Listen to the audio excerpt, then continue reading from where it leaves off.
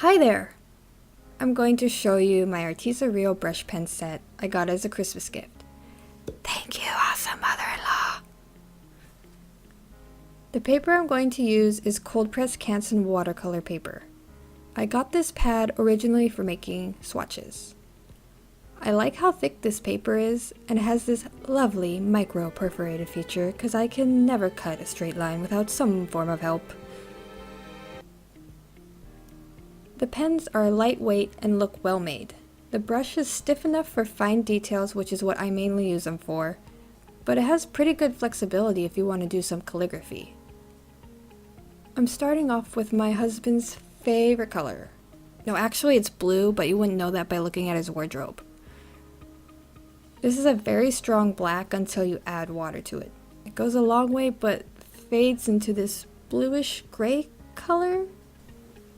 Now this isn't necessarily a bad thing. It's just so you know.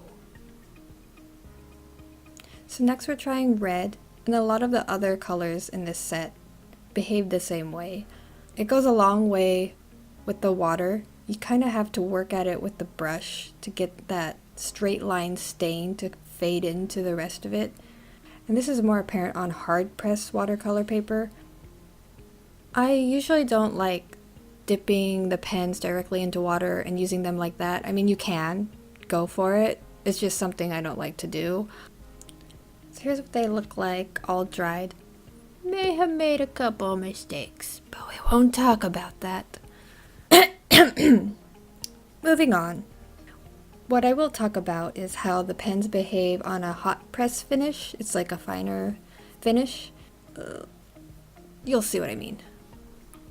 Oh, by the way, this hot press finish by Fluid 100 is really cool.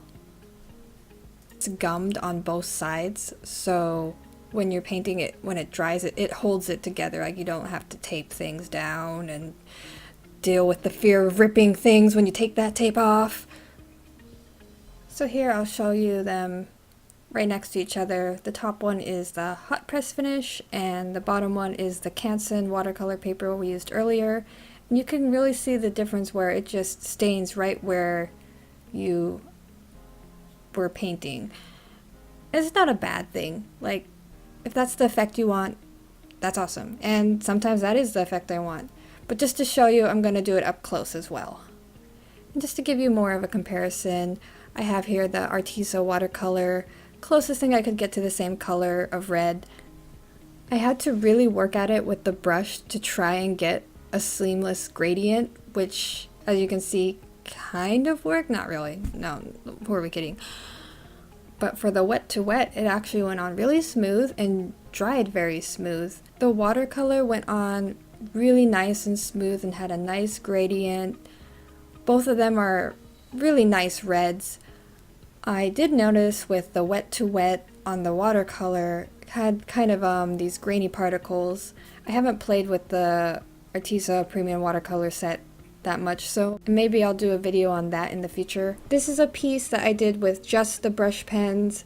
I just drew straight on the paper and then went over it with water. I know I'm gonna sound like I'm doing an ad, but it's a really nice Christmas gift. I really appreciate it. I had fun playing with them.